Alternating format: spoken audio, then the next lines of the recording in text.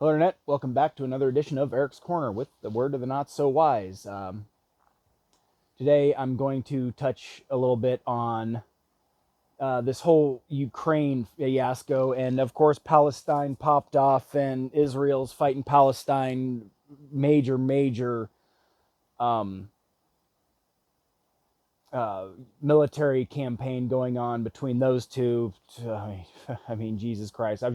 I've just grown so tired of this bullshit, and why in God's name that we're expected to fund it. Um, I've mentioned before, I am not inclined whatsoever to send any of my children to even take a risk dying for this bullshit cause because I don't believe in it. I never did. I didn't join the military when I was 18 because I was like, I just don't believe in this war. And then, oh, fuck me, I turned 25 and the war was still going on. And I went, well, I can't just sit idly by and not do something to try and actively solve this problem. So I took on SEAL training and got fucked over and washed out. And they sent me to a carrier to rot. It ended up being a big waste of my fucking time because, I thought maybe, I'd get out with the type of credentials like Dan Crenshaw, except who's like really smart and has like a major degree from Harvard or whatever, which I wouldn't be that guy. But so anyway, now I'm just a washed up military veteran who's too broken to do anything about anything. And I even asked my dad when I was like 16 when this whole incursion in Iraq was going on. I was like, well, I mean, is this a necessary thing? So, oh, absolutely. We got to solve this problem. We got to take care of it rather sooner than later. And I mean, okay. I mean, I don't. I mean, it doesn't. It did not fix anything. And I didn't ask him at the time.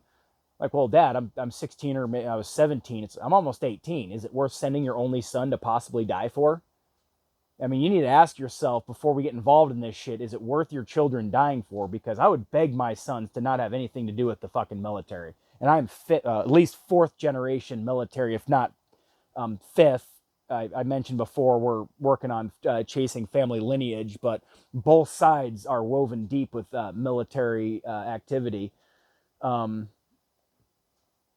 and well, I'm third generation Navy, and I'd tell my sons, I mean, yeah, great. I mean, if that's what you feel like you got to do, but man, I really wish you wouldn't. I mean, prepare for a whole bunch of bullshit, and I mean, it's just a complete lost cause. And even when I was trying to go to SEAL school, people were like, "Well, you're not going to make a difference. You're really not." It's like, wow, that's a great thing to tell a new upcoming sailor. Like, why are you even bothering? Yeah, great leadership. Like, it's all collapsed and failed anyway.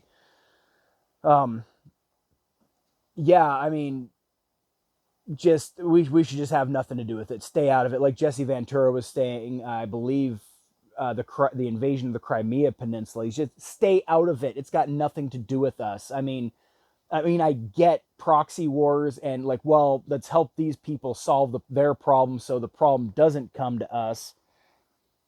You know what? Just give both sides bullets and let the problem work itself out because I'm done with your bullshit. I mean, this is just a big distraction from whatever our government's doing to rape us anyway. And yes, they are doing it, and they do it over and over, and you just keep letting it happen. So I don't know what to tell you.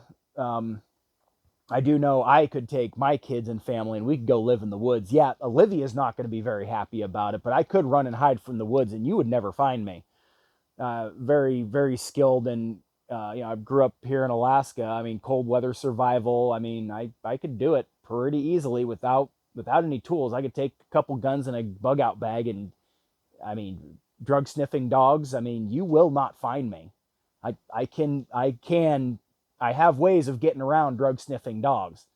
I mean, you may not believe me, and I'm not going to tell you what it is. Now, if I'm not telling you, there's a reason for that because they'll you'd know you were on to me if they're oh well the dogs can't smell him anymore. Like oh he must be nearby. I might tell you anyway, but regardless, I mean, did you ever watch The Patriot with Mel Gibson? Great movie, my God. I think Netflix was trying to hint at something when they came out with The Patriot and all these Ruby Ridge and all these anti-government movies. Like, hey, you might want to figure it out. And I called out law enforcement. Why are you not arresting these obviously corrupt politicians? It's because they are above the law. If you're average, well, average, if you're a law enforcement police officer sees the news and sees this, go get a judge, go get a fucking arrest warrant, and arrest them. And there will be no bail. get the judge in on it and say, no, there is no bail. You are going to stay here until we try you. And, just like pedophiles and stuff, you put them in prison and you know what? They kind of go away. I kind of wonder if the same thing might happen if you actually imprison politicians. Maybe. All right, Hillary, don't suicide me. Okay, I'm a loving father of 4. So anyway, let's just stay out of it. No more wars. No more of this bullshit. Don't encourage the war unless you think it's worth your own child going to die for, because it's not to me. I mean, even if it is to you, yeah, great. Okay, you don't love your kid then, I guess. I mean, if we were invaded and had like a real threat, it'd be like, well, son, I'm too old and broken to do it. I need you to carry on my legacy. I need you to go try. Just for the love of God, please come back alive. I just do not know what I would do with myself. Anything happened to my little guys. It's unthinkable.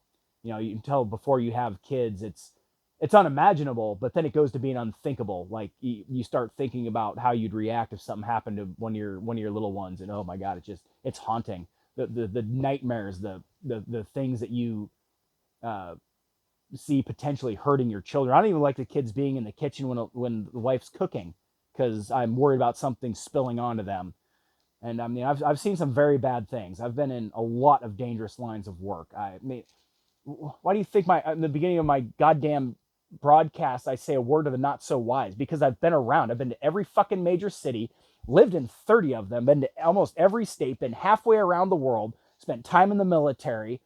I've launched fighter jets off the deck of an aircraft carrier. I've cleared bomb ranges.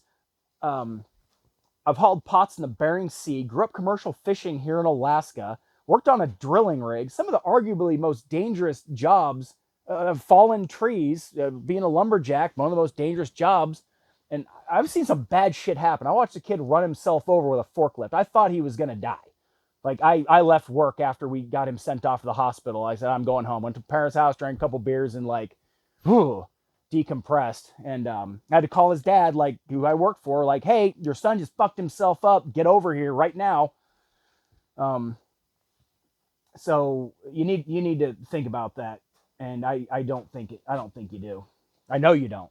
So, and neither do the politicians. I mean, government wages wars. The people don't, because their kids ain't going to go do it. You bitch about, Trump being a draft dodger. What about Biden? What about all these other fucking assholes? They didn't serve either. Not a cocksucking one of them did. So fuck off with your bullshit narrative and your lack of ability to goddamn meme. God, the left sucks. God, I hate you. Your whole philosophy is just a fucking joke. That's why I hate you, because you lose. If you're so wonderful in anything, name one goddamn thing that's been a winner. You lose so goddamn always. Nothing wins. Nothing, no philosophy you've had has ever been a success. Not one goddamn thing. The fucking Biden, 5 cocksucking decades, not one thing's been a success, and he's just bewildered as to, well, how do we get here? Well, none of this stuff. Oh, elect me and I'll get rid of COVID-19. Oh, okay, fuck me. Just give you more power to fix things. You were the vice president for 8 goddamn years. Jesus Christ. Senile geezer. Oh, yeah, and he's not your president, by the way. There's people behind him pulling the strings, just like every president. Get fucking rid of them. Jesus, I want Kamala Harris to take over so bad. Let's just back the old Titanic up and take another run at the fucking iceberg, because it is just such a joke.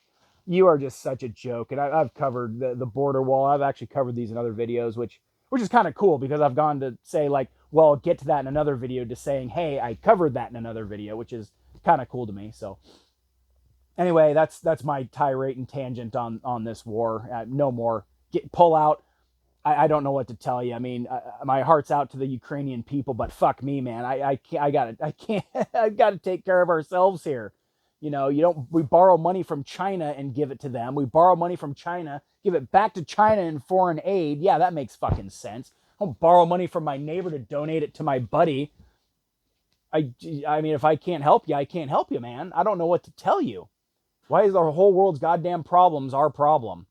So anyway, thank you for listening, if you even have. So I think this is round video number 50, which is pretty cool to me. So thanks for watching, and thanks for being a part of my YouTube nation. So have a good day. Enjoy the rest of your weekend.